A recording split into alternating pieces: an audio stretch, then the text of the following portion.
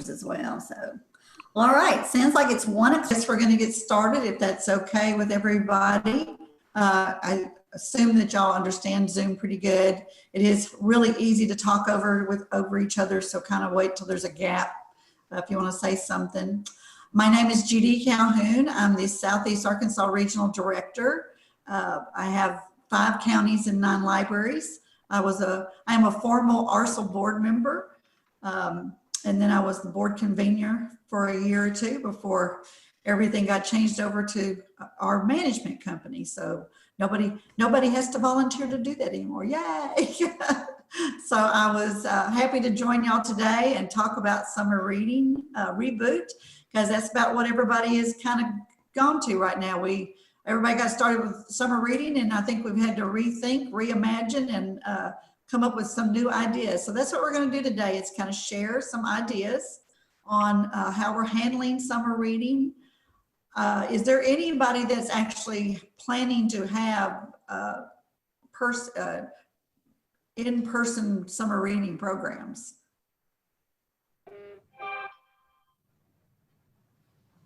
No? Okay, that's about what I figured. So everybody is pretty much trying to do some type of, Sherry is hand. really? Sorry. Okay, how are you going to do that, Sherry? So last year we partnered with our farmers market, and we did we did 2 different types of summer reading, but last year our farmers market, we had a magic reading rug on the carpet, and as long as farmers market's going, we still feel like we need to be the children's outlet. So as long as farmers market is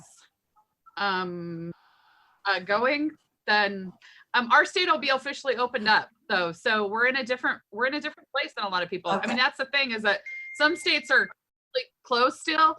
Idaho's we're in phase 2 now. As of today, we're in phase 2 of our reopen. So come June, everything will be open. So we're in so I think it's hard to discuss summer reading when everybody's from completely different places right now. That's the tragic thing about it. Are you still gonna do some type of social distancing where kids are spread out a little bit, or are you gonna worry about that? They were pretty spread out even last year. So on the rug, sibling groups would kind of always huddle together, or the older kids and the younger. So we'll, instead of having 1 rug, we're going to have 2. Okay. And how it's going to look when it happens, I guess we will. I mean, that's going to kind of be one of those things that you still have to play by ear, because most of the time last year we'd have 5 to 10 kids. What if all of a sudden now, because these kids I think now this year we'll have way more kids, because there's no camps, there's no church camp. Right. There's no age camp. There's no Girl Scout camp. There's no STEM camps. All of those things are gone. And so for us, where are these kids going to go during the summer? Because all of those things are gone. And so I think farmers market will actually be busier than it's ever been. And what does that look like? I mean, 2 weeks in is, on the second week that they're doing farmers market, are they going to freak out and say, we got to close this down because there's just too many people? Or are they going to be like, yes, this is a great resource for our community, we're going to keep going? I'm located in Idaho, and I'm located in a tourist community. So our county actually shut down before our state did. So our state shut down on, I think it was March 18th, but our county shut down on March 13th. So just a few days, but our county completely shut down. So I don't know. I think it's still gonna be one of those things that we're playing by ear. I think that we're gonna say we're doing this, but we're gonna prepare to be done 2 weeks in. We're gonna that may happen. Yeah, I think that's what I've been telling my staff. We're making this up as we go, because things are changing so fast, and they're always coming up with some rule or something new. So we are, in my region, we are considering a virtual summer reading, and our state did purchase Read Square, so we're going to implement that app as well. But we are also going, because because of the kids that may not have access to digital devices or devices, we're also doing a summer reading fun pack that will be handed out when they register and stuff. So it'll be full of stuff for them to do during the summer, some ideas that they can, activities they can do and finish, and then turn in for prizes or stuff like that. So we're still working on that. Does anybody else have another idea that they are thinking about doing for summer reading that wants to jump in? Annie? We had planned already to do a poetry walk, having in storefront windows, having different poems for kids that are applicable to the place that they're in. There's in the laundromat and the fire department and stuff. So we're going to keep that, since it's not in any way socially close. I don't know, the opposite of socially distant. But in New York State, it's very confusing what's going on now. So we really don't know when we're going to open in any way at all. And honestly, I'm waiting for all of you guys out in Idaho and other places that are opening up to find out what the hell happens when you do that.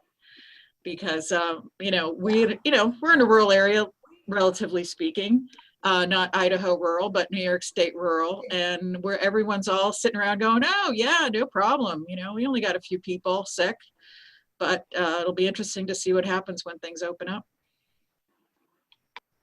Yes. It's interesting that you did the poetry walk, because we just re-implemented our story walk, and that's going over really well. And also one of the suggestions I got from someone was also to do an art walk, that you have art. And that could actually be a great contest, that you do some kind of art contest and then you situate it around town so the kids could follow the art walk around. I thought that was a really clever idea. Someone over in the chat saying they're doing a literary walk with short stories as well. That's great. I like that idea. I think anything that now that gets people outside and not in an enclosed part, a building or something, is kind of a goal. Number one, it'll make sure kids get a lot of energy outside and stuff. And I don't know if y'all saw on the listserv, whoever put the video of the obstacle course. Did y'all see that today? That was phenomenal. I know that was borrowed from schools that do a lot of sensory walks in the hallways and stuff, but it was implemented on a sidewalk around the library, and it was your hopping, your skipping, your spinning.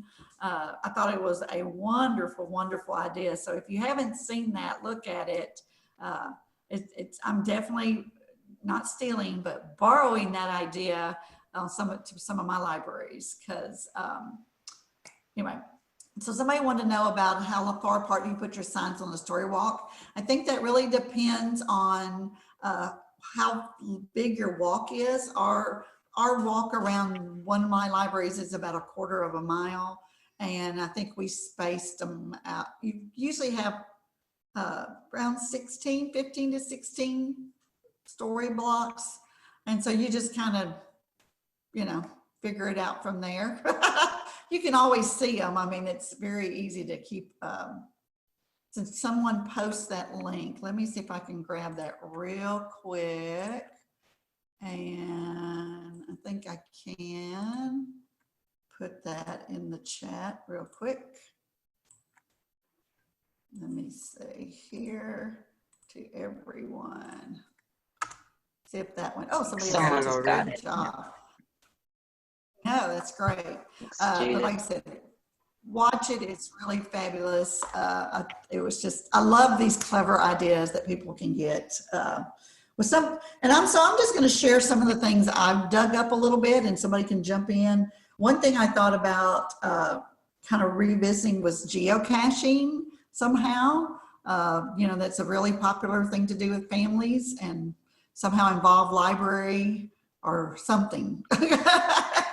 Get those, there's always those that are families that are really into that. And I know one personally, so I was going to grab them and pick their brain and say, here's what I want to do. This is what I'm thinking. You know, you tell me, oh, so limited touch. Oh, that's a good idea. Yeah, that's a really good idea. Someone saying they're doing virtual escape rooms. And I haven't looked at that, but that was, I think that's also a really interesting idea to do. Also thought about a treasure hunt. If anybody's got the time that's really good at that kind of stuff, doing a treasure hunt all over your town or something would be a really cool way to involve families and, you know, make some really clever, cool clues up for something. Anybody else have anything they would like to share? I want to chime in on that treasure hunt. Yeah, to chime in on that treasure hunt idea. It's a good way to involve the local businesses that are open.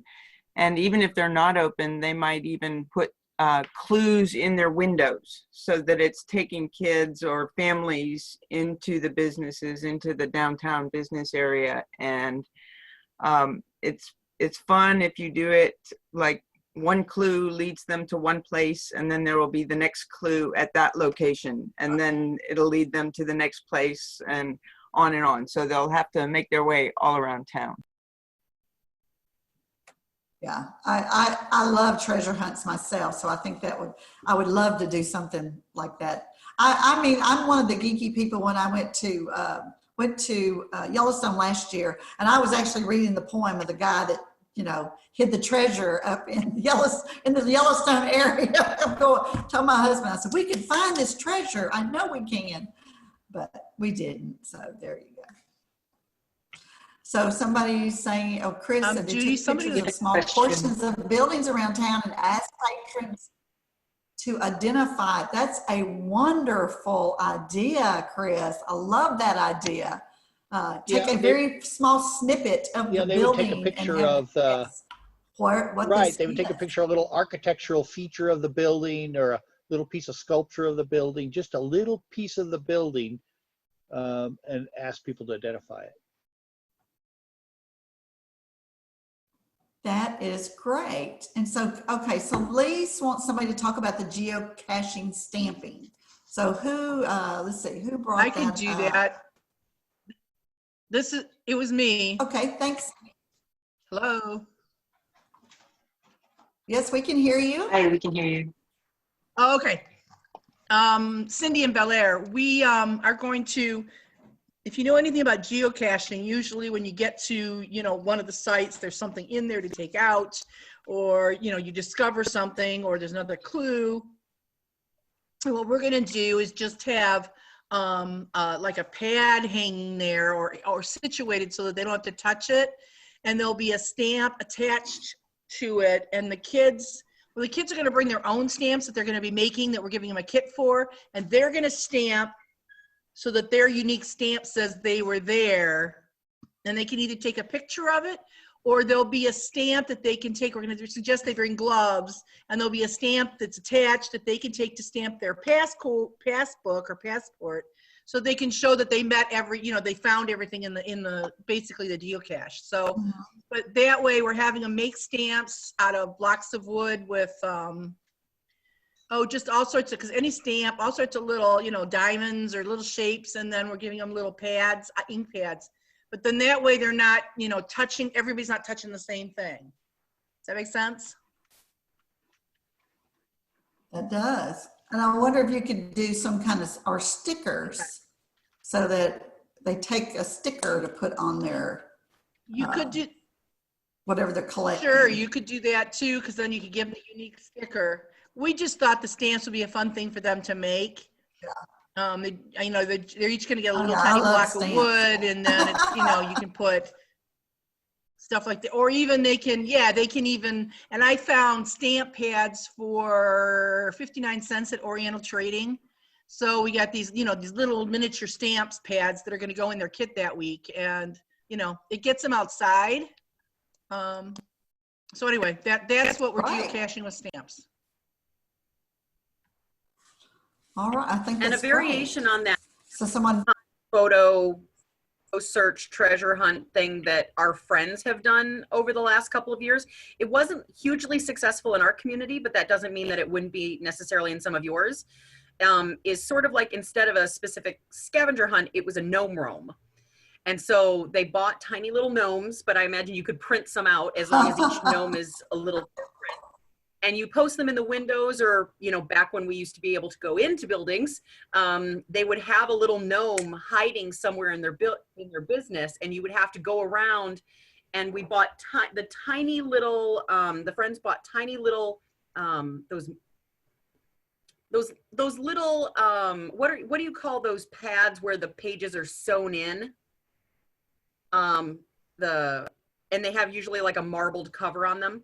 I can't think of what they're called off the top of my head because it's been a long week already. But they have tiny little versions of ones, and we used to give them out and ask the kids to be like citizen scientists. They had to go and they had to find the gnome, and they had to observe the gnome and write down, like, what colored clothes was it wearing? What does it seem to be doing? And it was all of these different little questions that they could ask themselves, and they had to document gnome in its home territory and where it was, and then they could turn those in at the end and win a prize. So it, you know, there's scavenger hunts where you go to the door and you sort of like I Spy, where you're looking for different things, but this one all had a theme, and they were all little different garden gnomes or classic gnomes. But that could be something could easily be posted in the windows as well. It's sort of a variation on, was it the ghoul thing that happens around holidays sometimes, but this was a gnome roam. It wasn't hugely successful here, but it might be an idea that flies in one of your keys. I like that, and it goes with the theme, with the summer reading thing. Yeah, the composition book. Thank you. Thank you. I appreciate that. Yeah. Somebody's talking about a scavenger hunt, what you do with taking a picture. I've actually done a digital scavenger hunt before, and where they uploaded their pictures to like Flickr or Site, that type of stuff. But like kind of like Flat Stanley, yeah. And you mentioned I Spy. I know that a lot of, we have a couple of libraries that are putting I Spies in their windows at the library to get people to still come up to the library and spend some time just out front, so they see a warm body still coming to the library. And they've done an I Spy, a pinklicious one, and a gaming I Spy. It has a list of all the objects that you can find, and you know, a boredom buster, I guess is what you call it, an outing right now. But I really love the gnome. I just wrote those down: gnome roam and the photo scavenger hunt ideas. So I'm totally gonna rip those off as well. So, oh, okay. So Away from Home Gnome is in the Dig Into Reading manual. Oh, cool. Thank you, Patty. For those of us who still keep those manuals year after year for treasures. All right. Does anybody else want to add anything else that they're thinking about they might want to share with everybody?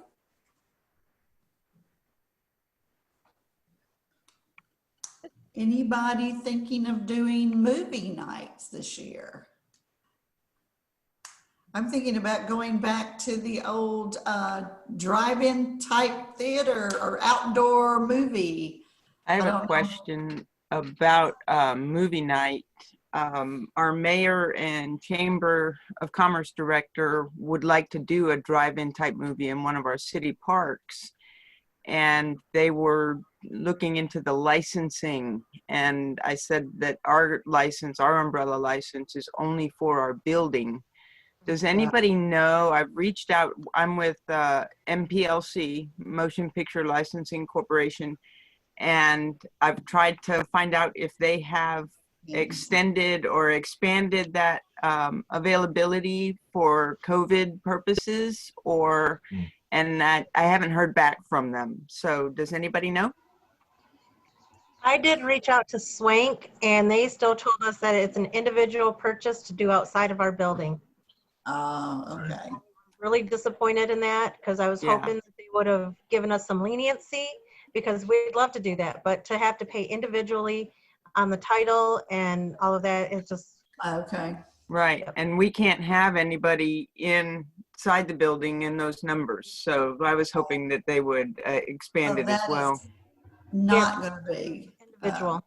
I checked both movie license and Swank, and yes, Swank gave me the same answer that you've got to buy your individual licenses.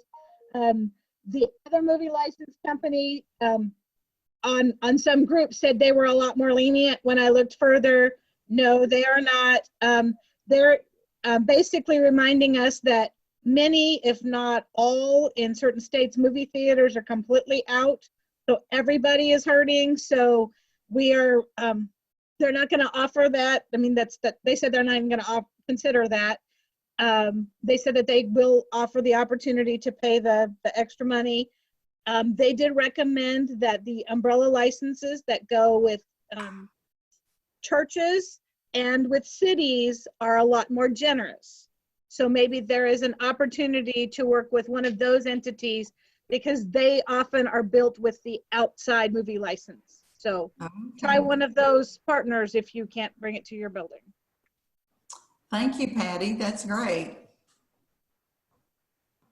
Yeah, I can't believe the movie license people are not giving us a little leniency this time of year. So Well, that kind of, and how many of us are going to be facing budget cuts? And I bet you that's going to be one of the first things cut by a bunch of us. Yeah. If we can't use them, then. Exactly. And I know several people are doing cahoots and trivia. How's that go? If you're doing that, how's that been going?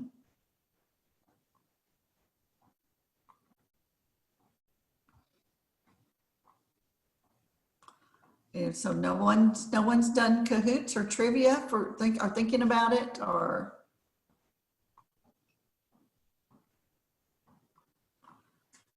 okay. I know Patty's a cahoots expert, but that's from using it as trivia night. Only with the beer in my hand do I become an expert. Okay, there you go. I know we are kind of reissuing some of the old things that we used to do. It's kind of, I told my staff, it's kind of like back to basics almost. We've dug out the old book bingo cards so that people can play book bingo. And years ago, I did a coupon book for teens because you always know, you have a hard time connecting with teens in the summer. And so I had created a coupon book so that teens, it was more like a passive program. It was things for them to do. And so that's where we came up with the Summer Reading Fun Pack, was to kind of do the same type of thing. So it's they're on their own to kind of do it, but there are things they turn in at the library. And we're taking a lot of stuff out of the manual. I was really pleased when the CSLP reissued that manual with a lot more hands-on stuff, a lot more activities for the kids to do at home. So that's where we're kind of doing that. I'm trying to see if I missed any questions, but a lot of my libraries are too. Every week they're going to be giving out like activity packs or some of our craft pack, so that there's things that they can come by and get and do. Heard some library, okay, somebody said they've heard libraries are trying to use Netflix Watch Party. That would be interesting. Someone know if you can show a movie in your parking lot. You can if you got the license to do it. So that's something we're going to have to check on. Like I said, you got to get that outdoor license, but it's expensive. So I'm way behind on these. That the manual. This is Dennis Krebs. I'm actually from Bridgman, Michigan. We're over on the lake anyway. So I've appreciated kind of a nationwide perspective on things that I'm getting from this group. But something that just occurred to me, and I haven't checked on this, but at different points, so we subscribe to Hoopla, one of the streaming services, and I know at different points they have for certain events, for certain that they have offered sort of licensing or they've offered specific movies for access to specific movies for certain limited time periods.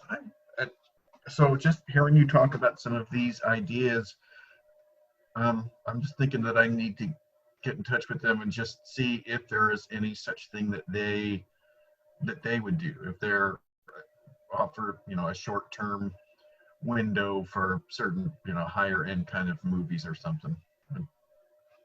So so I have to admit that I don't actually have any information about that, but that thought just occurred to me that that's probably worth exploring. It never hurts to reach out to them right now. I mean, that was one thing that authors right at the beginning of this jumped on that wagon of giving people free access to use their books and read aloud. And the response was amazing. We're not sure we have going to see that as far as movies go, but there's someone talking about the Netflix watch party that everybody has to have an account and watch it. So someone want to know, are movies ever in public domain? I would think some would be by now. But that's something somebody would also have to check into. Canopy said they could do programming in the library with their movies as well as Mango for foreign films. Well, that's good to know if you have those available to you. All right, do we have anybody else got anything that they're going to try this year that they want to share with this group? I have a question. Oh, Bailee. Hi. This is Bailee.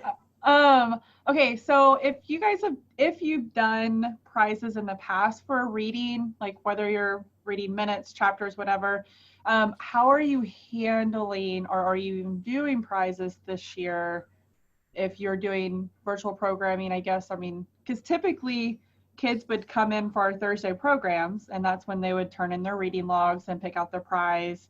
But there's a lot of opportunity for gathering and hands and everything, and we're not having our Thursday programs anymore. So we're trying to reevaluate how we're doing prizes, if we're even doing prizes. So I was kind of wondering what others are doing. Good question. We are doing the whole thing online. I can't remember which program we're using because my wonderful staff member is managing it, but we are doing 2 sessions of prizes throughout the entire summer. And the prizes that people are going to be getting are going to be different kinds of, except for the littlest kids, that we're going to be sending people e-reader type things. So it's just going to be something that we mail to somebody. And there are way fewer prizes, and they're, higher end things. So you log your minutes, then there'll be a drawing, and then we'll let people know who gets the prize. We moved away from, prizes every week, bins full of stuff a few years ago, and started doing local things to do. So, a coupon for our local ski area, or coupon to go horseback riding or whatever. But of course we can't do those this year. So that was the solution to that. Bailee, it's Erin. So we usually do a halfway prize of a tea gives us, and then a book for everybody at the end, which the bank decided back in March that they were not going to do t-shirts this year, just because of COVID. And so we're just going to give out book at the end. We're going to try to give everybody in an age group like the same book, and like a diverse book, hopefully. And then we've got a button maker, so we're going to make little buttons to give to everybody as well, but not until like August. So if they fly through everything and they're done in June, they still need to wait until August, and then we'll probably do like a curbside pickup or distribute it through the lunch program. I love the button idea, because we have a button maker too, and that would be an excellent way to do that, and a book. We're also trying to move away from I would like to move away from the weekly prizes with the buckets of stuff. I've seen a lot of great ideas over the listserv about like the bead system or something like that, or just a book at the end. And so maybe this is a great year to transition to that.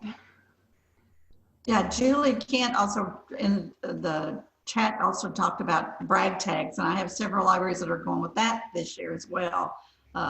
When you reach a milestone, you can earn a brag tag, and then you just pick those up. They can put them in their bags or whatever, in their weekly bags or something, which they're a good idea. I thought they were really, kids like those little, like the buttons and the brag tags.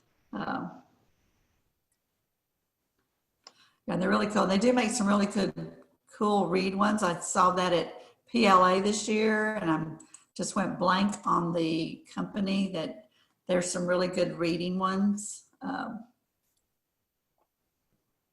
So we do the buttons also, and we do 5 activities each week that the children can earn one button for. yeah. So every week we'll have the kids pick up their craft bag with the 5 activities, and we're going to pre-give them the buttons in a bag for the parents to distribute if they complete the task. Oh, that's a good idea. That's a neat idea as well. That way they're done, and the parents We're going to do that with the beads as well. We're going to give a bag of beads in their packet that they pick up, and then it's up to the parents to hand them out.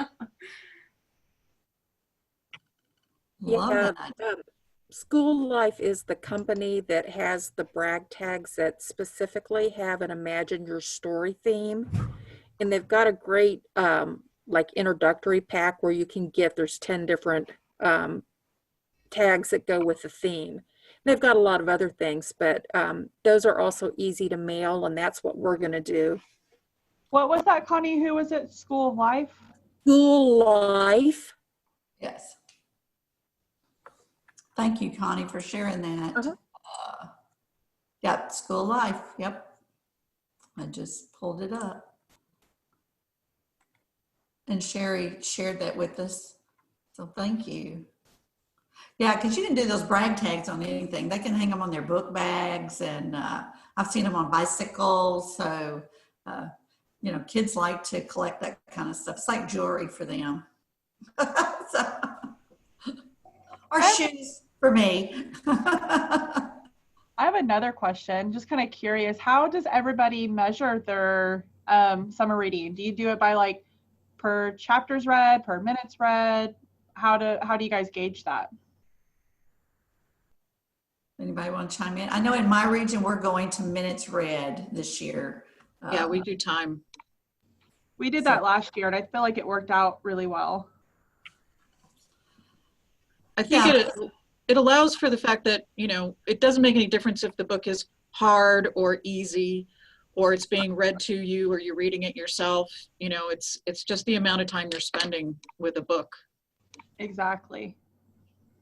That's what I was going to say. It didn't matter if they're a slow reader or a fast reader, it's the amount of time they're spending on that. And it's a little, to me, it's more of a fair system across the board. Anybody else want to do? We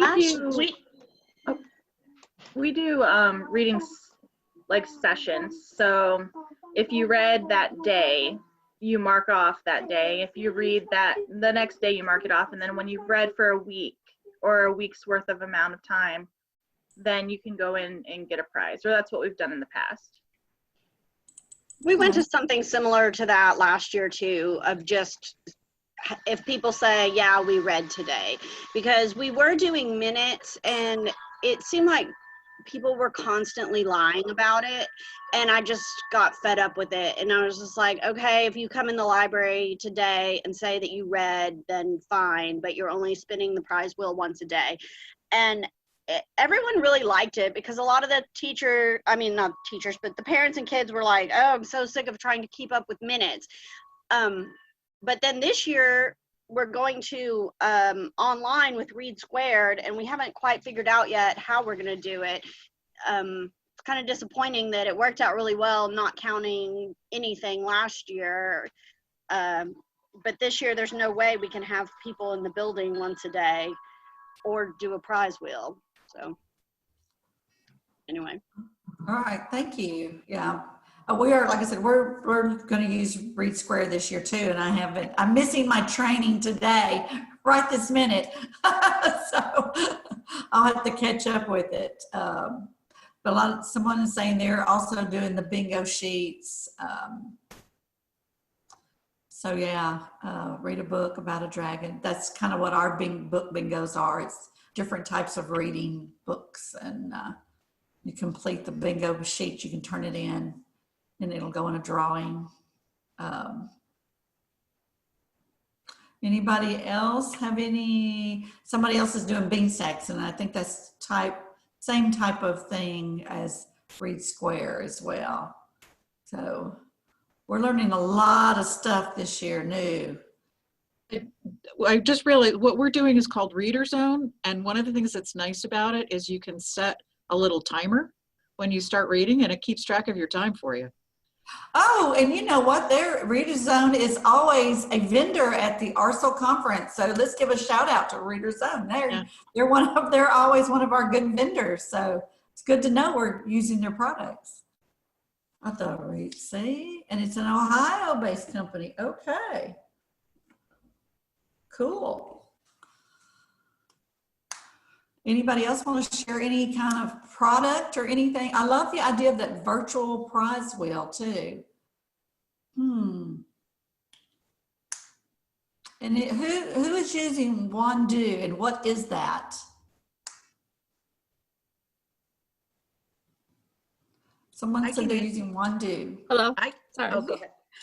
Yeah, we're using Wandu is through Damco, and it actually has a lot of really nice features. One of them is that it can create a character, and it has to do, you can set up pages or minutes to read. You can also, I'm trying to set up scavenger hunts, so you can have them use either your digital services, or you can use the books. So you can do scavenger hunts, you can do challenges, you can do raffles through it. So it's got a lot of really nice features, and it wasn't very expensive at all, because Beanstack, I think it is. For us, it was a little bit out of our price range, but. Okay, well, thanks. I've never heard, I don't know that I've seen that. So, somebody said it's nice. So this is good. Like I said, we're using Read Square because our state's paid for it. So, we're getting lucky. We're using Beanstacks because our state negotiated a discounted rate, and with the whole county system going for it, it wound up being fairly affordable for us. Otherwise, we wouldn't have done it either. Now, we're a little different. Pennsylvania really encourages programs that don't just focus on reading. They've pushed in recent years for us to have like challenges that include other kinds of activities, learning activities. They really stress that it's a summer learning program, which is something that my children's programmer has a bit of a problem with. She prefers to focus on reading. Excuse me. Oh. Telemarketers. The thing is, our school system always did like an activity log in the summer. So it was sort of, repetitive for us to do that too. So at times we used to have like set goals of like, for early reader, for certain age groups, so many picture books, for another age group, so many early reader books. There were goals geared to different age groups. And then we went just to counting at time. So I'm not quite sure how it's going to work this year.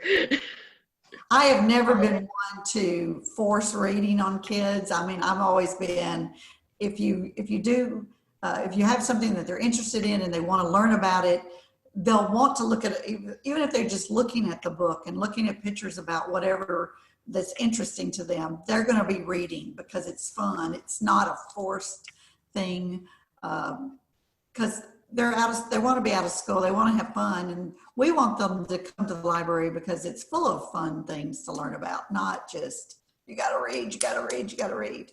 No, that's just my philosophy. But I always just well, our summer program is always focused on fun, and it's really, we're really disappointed we can't do it. Last year, we had an area college come in. Actually, it came from a bit of a distance and do a science program, and we had from the Learning Lamp in Johnstown, they had like this big balloon of the earth that you could go in, and they did a program.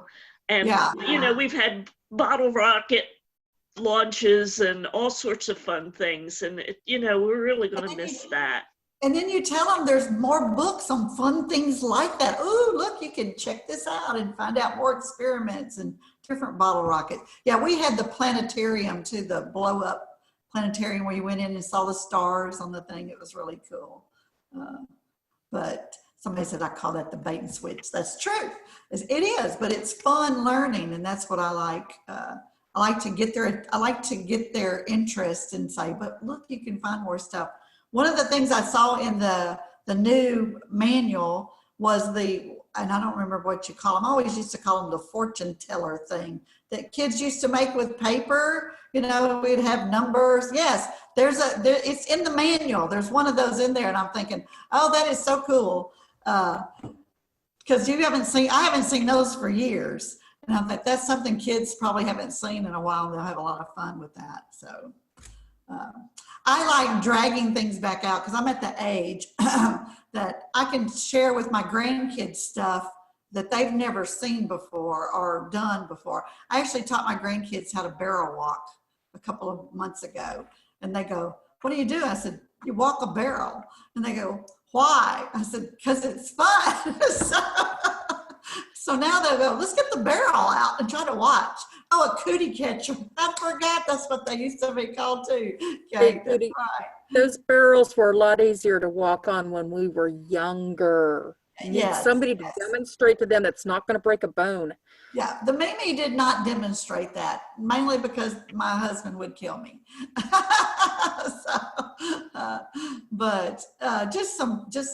Sometimes getting back to basics and things I haven't seen is a lot of fun. But okay, so anybody else got any ideas that they're going to try this year? Or I've kind of went through all of my list that I have, but I do like the cootie catcher. I think that's a cool idea. So who else, anything they want to share that they're going to try this year? Online book clubs. This is Judy from Smithville, and you were talking about the kids wanting to do things, and if they wanted to participate in the reading club, not being forced to read and things like that. We've been going back and forth with how do we use an online or virtual summer reading program. How do we reach the kids or the parts of our community that don't have any internet access? Yeah. And we've been working with the school, and the school has been facing that problem as well. So some of their families aren't able to get to their schoolwork, so they're doing printed materials.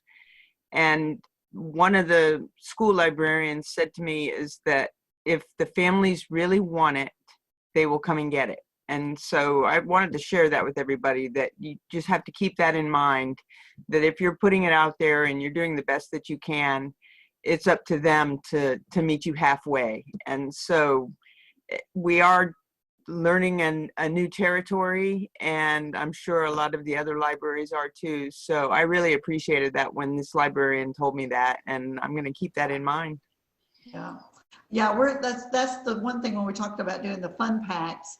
I think it's going to be like a 30-page booklet that I'm going to actually have printed and to put in their packets for those that do not have that internet access and cannot access that Read Square app, but so that they can still participate and seem like they're, and have a lot of fun as well.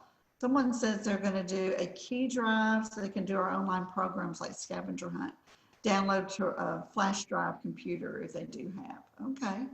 So, I mean, there's lots of ways that we're going to still engage families, I think. But yeah, we do have to think about, because we know, I think we're the ones who know so well, not everybody has internet.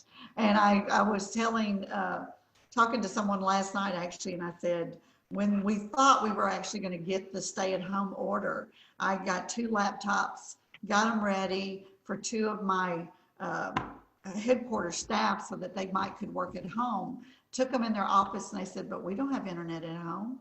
And I went, okay. So it hit home. Not everybody, even our own staff, not only do we know parents and stuff, that families that don't have internet, some of our staff doesn't either. So, so we have to keep that in mind when we do things for summer reading that not everybody has. A lot of, I see the distribution of kits with school lunches, yes. I think there's several that are pairing with schools and other people, the food banks, to do some kind of meals or snacks.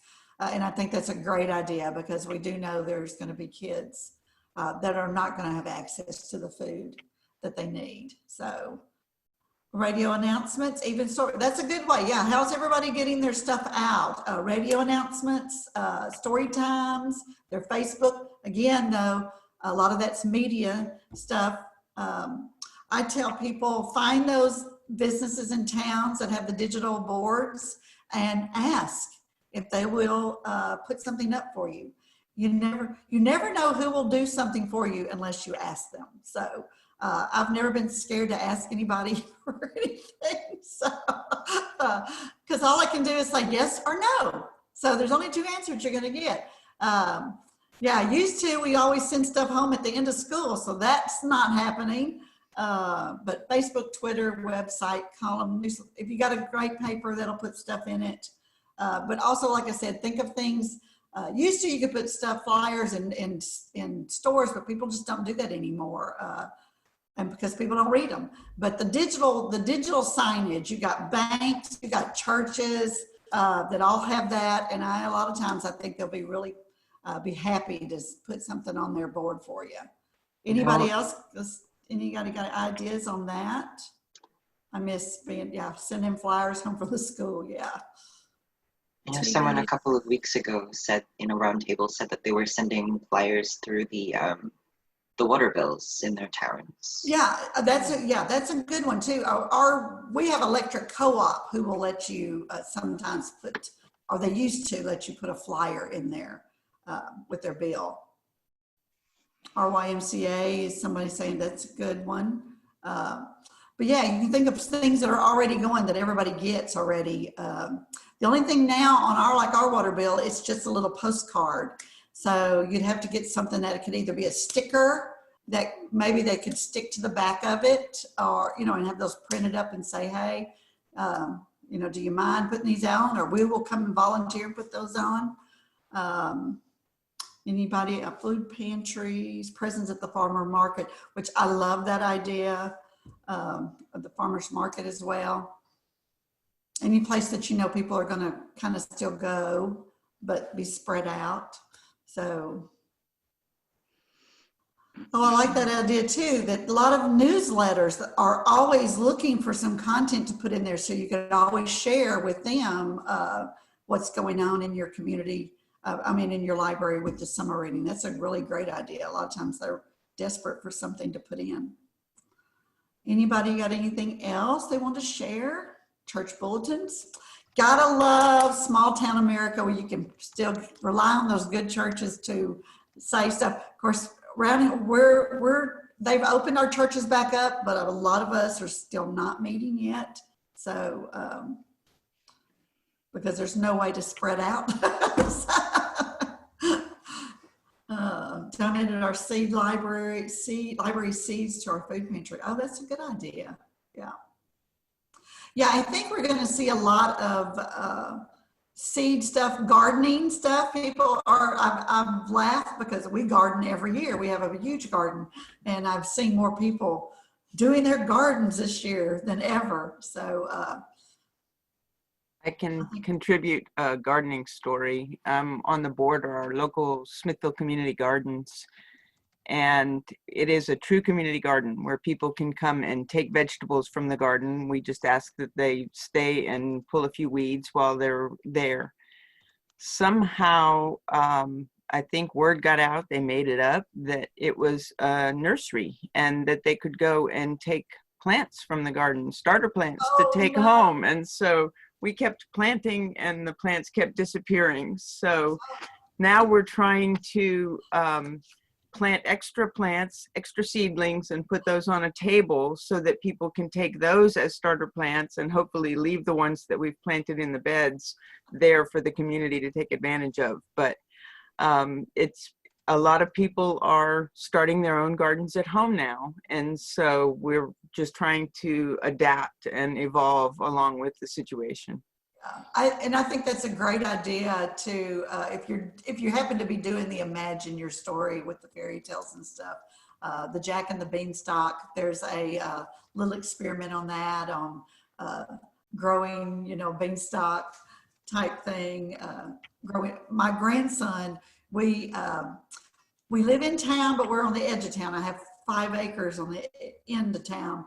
So we have a lot of deer, and we throw corn. My grandkids will throw corn out for deer and stuff. But anyway, my one grandson, he had 3 little kernels of corn in his hand. He went by one of my flower pots and he just stuck them in. And the next week when he came back, they had sprouted. He goes, "What is that?" And I went, "That's your corn." He goes, "Really?" And so he was so excited. So we let it get big. Now we've transplanted them to the garden. I said, "So are you going to harvest this corn?" And he said, "Yes." I said, "Well, good. You get to do all the things with it." And it was really funny because he's not a big fan of corn, but he says he will eat his corn now. So he's kind of taken an interest on how this, sprouted. And so I think there's a good way to incorporate kids with that farm to table type thing, if you've got the room. But it doesn't take, you don't have to have a garden. You just have to have a flower pot. You can do container gardens anywhere. So even town kids can get involved in that. All right, anything else that y'all want to share? I mean, we've got 8 whole minutes. Easy craft to make a farmer's market bag from OT charts. Ooh, yay. Okay, so we have a couple of announcements tonight. So if anybody else is good, or anything else that you want to add before we wrap up, and we got some announcements from the admin office. Is everybody good? These are great ideas, and I thank y'all for sharing them with us. I've got some things jotted down, like I said, that I'm definitely going to be incorporating and using for summer reading this year. I think it's going to be a great year. It'll be a different year anyway. So thank you, everybody. Yeah, thanks everyone for showing up. Next week, we are going to have another roundtable dedicated to virtual story time. And so if you've got questions about that or have resources about that, please join us next week. Same time, same link. Let's talk about that. We also have in the listserv, we'll be sharing a folder that you can share your reopening plans or pandemic policies. We've been keeping track of that with the one of our committees, that just as a nice resource for everyone to have samples. How many more weeks for this? As many as we need. I think slowly we'll start moving to maybe not every week, but maybe once every other week, once a month. But hopefully we'll be able to keep meeting like this. I think every week we'll have a more specific topic. I believe I have breaking news on that. There's a commitment for weekly through the end of this month. And then the thinking is that we would move to bi-weekly, but we really are taking it on a week-by-week basis because, as we don't need to tell you, that's the way the information is developing. And it might be a whole new world in another week. So we'll just keep trying to meet the needs where they are. And as always, if you are interested in co-facilitating one of these, we're trying to move them into more focused topics. And eventually we'll get around to reopening plans as well. But if you have interest in co-facilitating one of these, please write to us at the ARSL office. Nem's going to put our email in the chat there. It's info@arsl.org. And in fact, please make note of that just in general, because any ARSL questions that you have, you can send that way and we can get them to the right person if we can't answer them ourselves. On that note, there's a couple of minutes before we finish up, and we would be happy to take any quick questions that anyone has for the office. Anything logistical, anything about the conference, that sort of thing.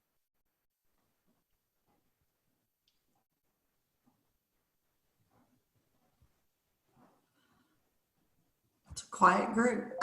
This is more of a suggestion for maybe sometime for one of your weekly things. I'm trying to figure out how, I have a very active friends group, which is currently very inactive. And so I'm trying to figure out how they are going to be able to continue to have fundraisers for the library. All of ours have been pretty much very hands-on, lots of crowds, you know, book sales, homes tours, things like that. And so I'm looking for new ways to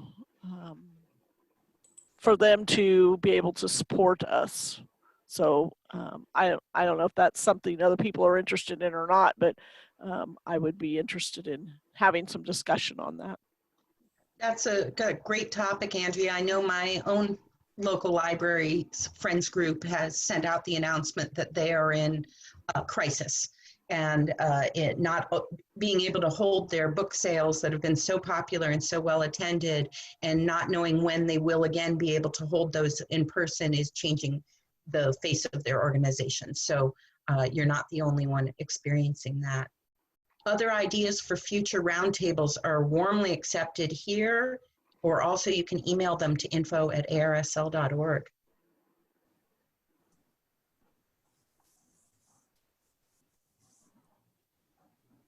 Yeah, fundraising in general, Diane, I think you're right, I'm afraid. The larger topic of fundraising, whether that's friends or foundations, the libraries themselves. Mm-hmm.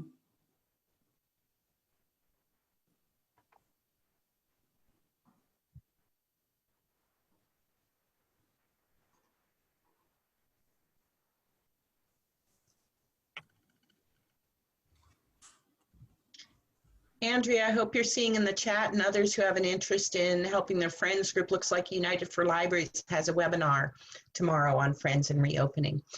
Nem, the reopening plans, you want to tell folks about those? It came up out of one of these roundtables, that need. That we were emailing a folder that people can share their. Yeah, I said a little bit about it before that at the beginning.